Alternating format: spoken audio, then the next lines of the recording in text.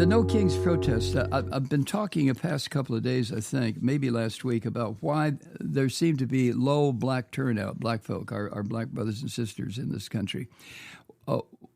Why the huge majority of demonstrators have been white people. And why, what brought about, why that circumstance, why that reality? Well, Robin Autry, who's a sociology professor, and she's also director of the Center for the Study of Public Life at Wesleyan University. Also, Robin Autry is the author of a book called, quote, Desegregating the Past, the Public Life of Memory in the United States and South Africa. That's the title of the book. And she's written something. I want to share it with you because it answers in a different way the answer I was trying to provide the other day when I brought this up. I said that a black acquaintance of mine had said, well, the reason we black folk don't participate as openly as you white people do in these demonstrations is simply because we don't want to become targets. And since the toilet rat is such a racist son of a bitch, that's exactly what black folk would become. And, you know, I accepted his explanation because he's speaking from experience. You know, I'm not black. I'm predominantly white. And so when I listened to this guy talk, I thought, yeah, listen to what he says. But here's a different point of view. This is what Robin writes. There's no clear sense of what percentage of Saturday's 7 million protesters were black, or how many typically engaged black people deliberately decided against participating Saturday. But it struck me Saturday that there are at least two major reasons black people aren't really bothering with the No Kings protest. First, No Kings, the protest, seems like an attempt for white America to figure out something about itself, namely the relationship between whiteness, white supremacy, and democracy. While I'm not convinced white Americans can do that work without black people, many of us just refuse to make ourselves available to spell out this relationship for the umpteenth time. The people organizing and attending No Kings protests want to make these protests about universal democratic values, as if whiteness has not always been the great challenge to those values. Whiteness and its allies created the mess we're in. So white people need to get serious about their collective behavior and forms of resistance that can fully meet this moment. Second, and as importantly, No Kings is not disruptive enough to build the sort of momentum that social change requires. It feels like a type of collective action that lacks teeth. Saturday's protest, at least the one in Manhattan, took place on a beautiful Saturday afternoon, not, say, on a Monday or Tuesday when most people would have had to walk out of work or school, or when city streets would have been hopelessly gridlocked with traffic. We need solidarity, and the No Kings protests are not without value, but they seem woefully inadequate at the moment. The goal shouldn't be just to gather in large numbers on a weekend, but to make the Trump administration and its corporate allies feel the potential blowback of trying to push a king on us.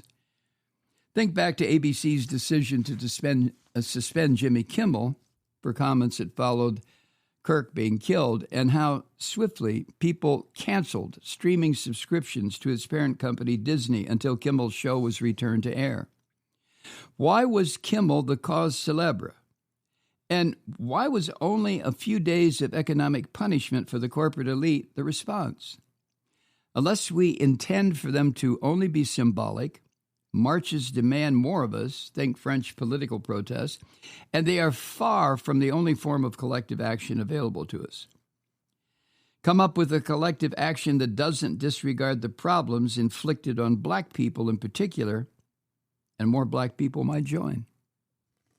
The black community has been engaged in various economic boycotts and what MSNB host Al Sharpton and his National Action Network calls boycotts for most of this year.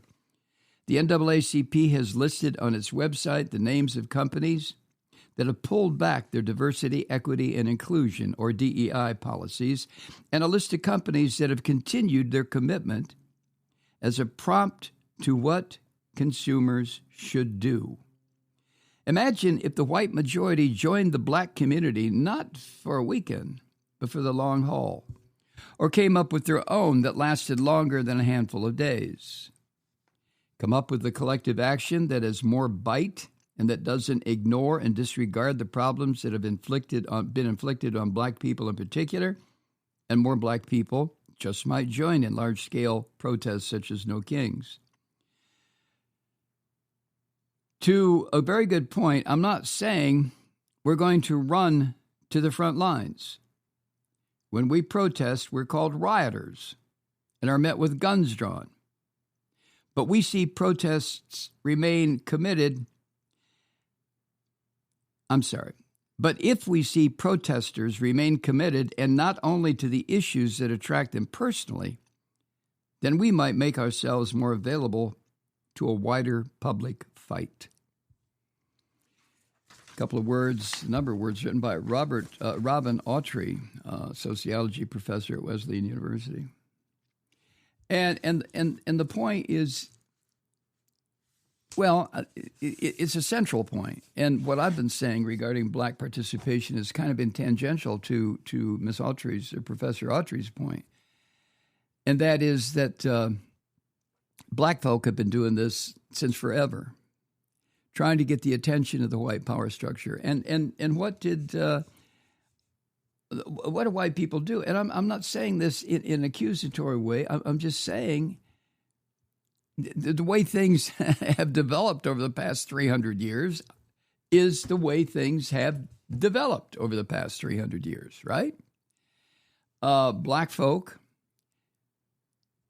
tried over and over and over again to get the attention of white people, all white people, to help them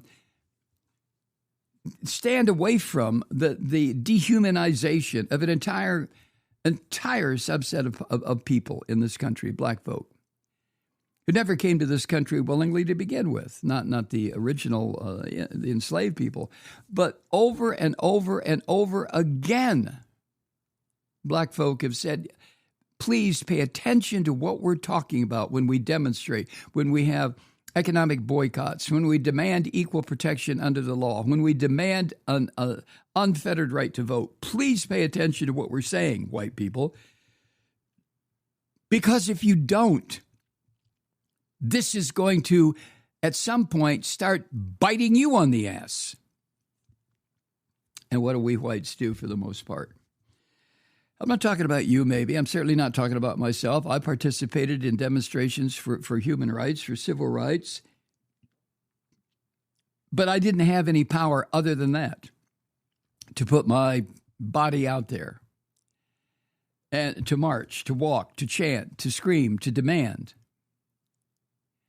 But I think what has been suggested by a number of black organizers now, what is needed is a boycott. Marches are great. Marches, demonstrations are unifying.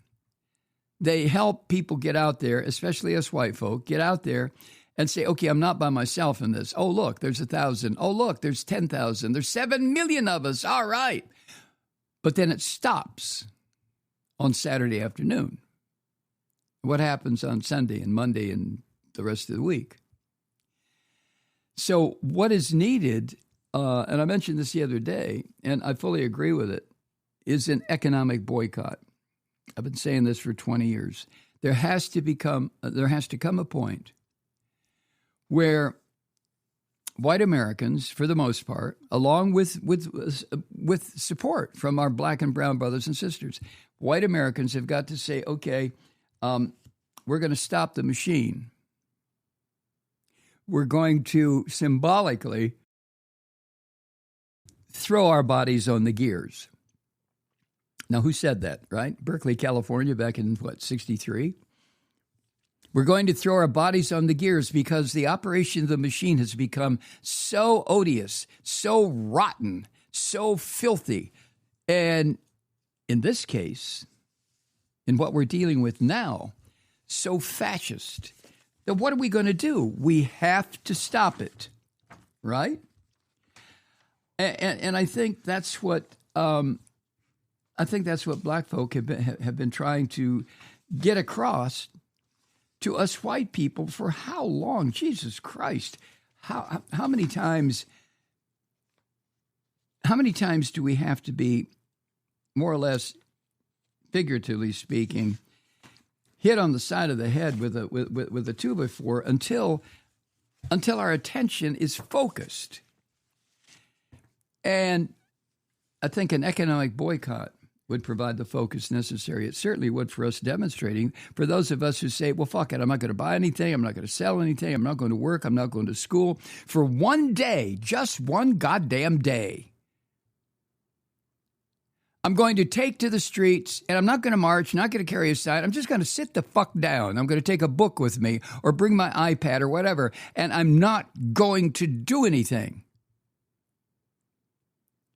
And the power structure in this country would get the message real goddamn quick. Hi, Truth Seekers. Mike Malloy here. You know, the Progressive Voices Network brings you commercial-free commentary from today's leading progressive radio hosts and pundits, like me, Mike Malloy, 24 hours a day. I'm not your typical old guy from the 80s or the 90s talk radio host, and Progressive Voices is not your typical talk radio network. It's a listener-supported nonprofit with no corporate control whatsoever over our broadcast. So hosts like me, Mike Malloy, are free to rant and scream and carry on about whatever we like. We're often controversial, but we're never boring. Weeknights, 9 p.m. in the East, 6 p.m. in the West on the Progressive Voices Network. Always progressive, always on. I'm Mike Malloy. Keep it lit.